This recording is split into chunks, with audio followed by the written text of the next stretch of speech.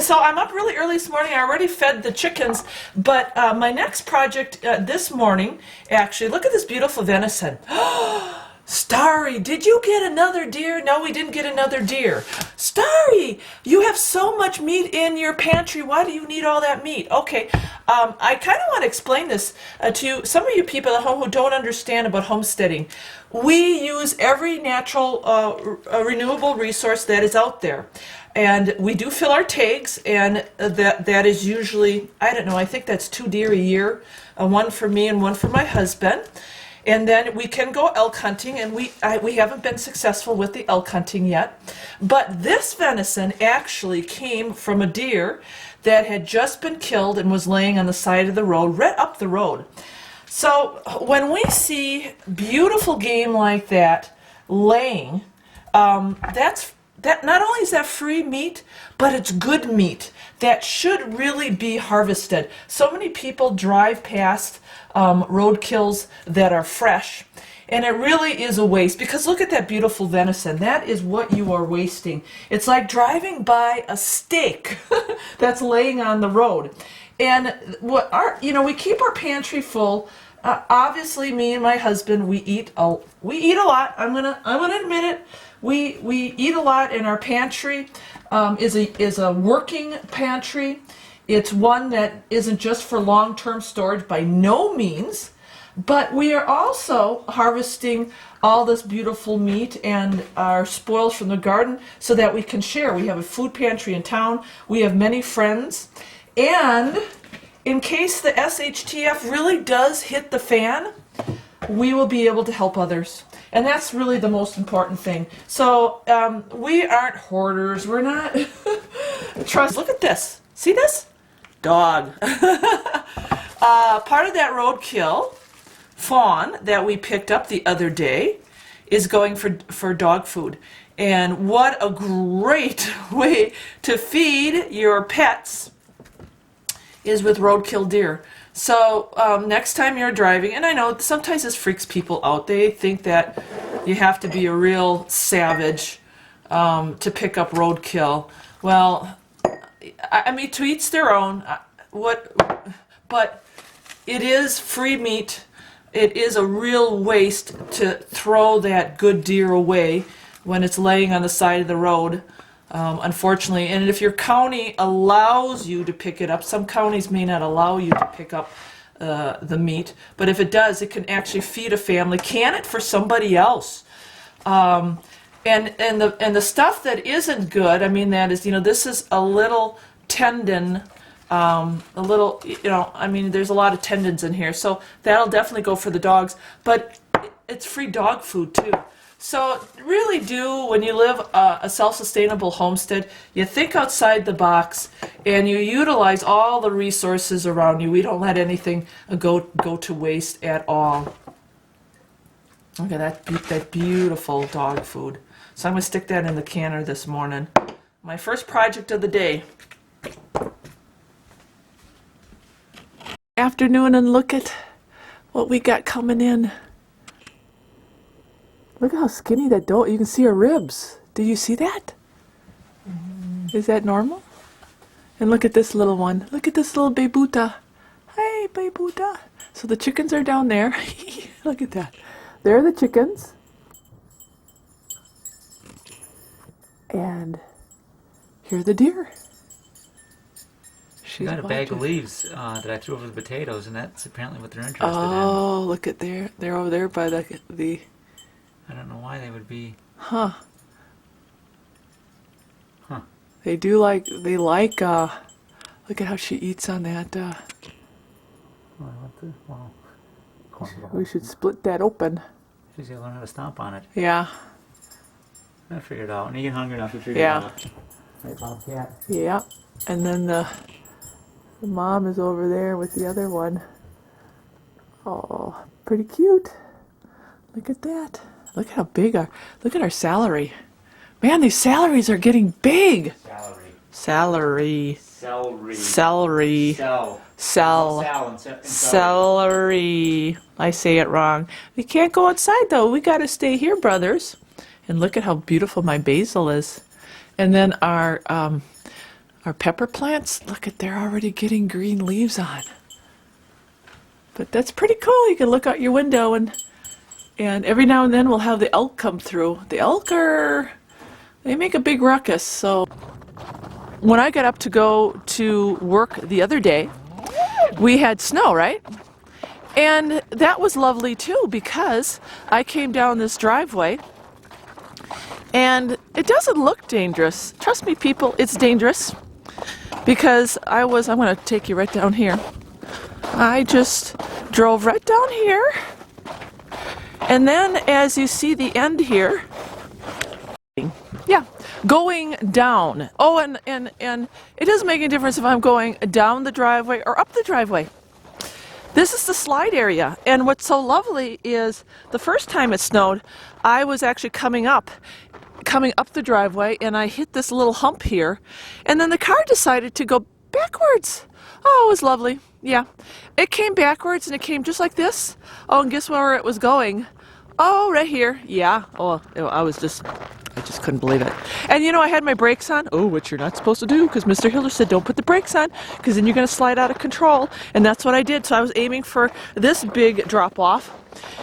And then yesterday morning, as I was saying, I came down the driveway to go to work, and I just kept on sliding all the way down here, and I was looking at going off of that cliff right over there. And there's a big drop off over there. This one here is just a baby drop off. You could survive that. I mean, that's no big deal. You could just get pulled out of there. But this over here is a big drop off. So I just kind of rammed my car into the side here, which is just lovely. I have a Subaru forward drive. Obviously, I did not have my tires on, my winter tires, which kind of, you know, it's not a good idea, but I didn't have time to put them on. But I don't think it would have helped. So I told Mr. Hilder, since he's such a busy guy, that he needed to go and get some sand at the recycling center. We have a recycling center, and we pick up a lot of great things there. And one of them is free sand. Mr. Hilder got at the recycling center. Somebody's house. Oh, it's somebody's house. Yeah, Oh, you didn't go to the recycling center. No, it's pouring rain. Oh, so he never made it. So I gave him instructions to go get sand, because I knew we were going to need sand, but no, he got sidetracked. Well, I drove by this person's house, and I'm like, and so then These are bags of leaves. they said that I'd be doing them a favor by hauling them away, so I jumped on it. You don't let resources like this go to waste. We can get sand any day. Right, we can get it after it freezes up and we can't make it down the driveway. So that's a really great idea. Yeah, just listen to Mr. Hilder on the Homestead.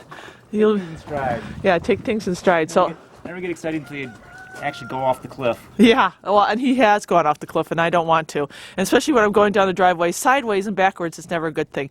He just says, you know, Don't step on the brake. don't stop. I know, I told them that. I already told them that. You gotta keep that foot off the brake. Yeah, I hear ya.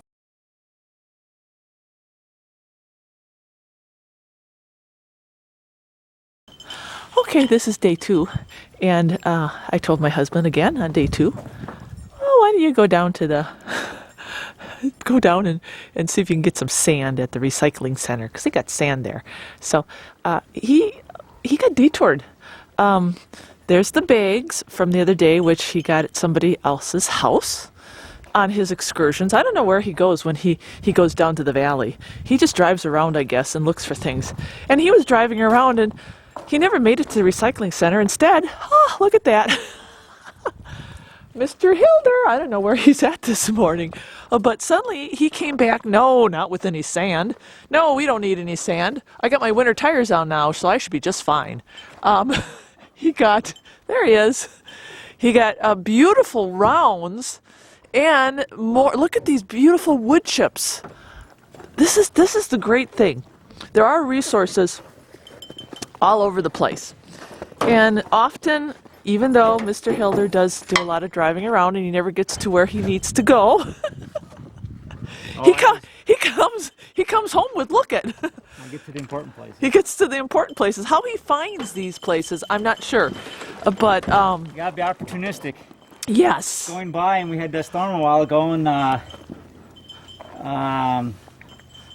don't know who it was. The actual people weren't, the actual people that did this work weren't there, but the owners were, and they said that they had these cut up and they were just gonna haul them away. Yeah, can you believe that? And what type of wood is? What are these I think rounds? this is red fir. Yeah, this is gorgeous. And, good wood. Free loaded Yeah, wood plus free. a load of chips. Yeah, and didn't have to chainsaw it up, so it was less labor intensive. And then look at these wood chips. So this is a good, yeah, this is beautiful. This is a good time right now for us to go scouting for wood chips. I mean, we're always scouting for wood and wood chips, but this will, look at that. See the green? Yes, green and with the brown. brown. Plus all the bark on there. By springtime, these are fresh. These, man, oh, this smells awesome. Smell it? This is going to be fresh stuff for Yeah. the final topping. And so right now you're just going to put it in a pile, right, on the ground. Right here and let it. No sense hauling it because I put two truckloads of larch needles on the garden. And then we've got the leaves. I'm going by the other day. I'm supposed to be going to get sand again. I told him the story.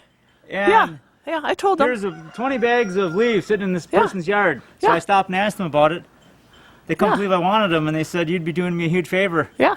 So I got 20 plus bags of But no sand. bagged leaves. No sand. No No sand. sand. We don't need, you can get sand No tomorrow, the next day, any day. This stuff is. You always got to be ready to stop and get this Yes, stuff. always be ready. That's the cool thing. Okay, so this is going to go on the ground and it's going to decompose over the winter, and that's what you people need to do at home, especially when you're getting ready for your garden. Gardening never ends. It never ends. So please remember that.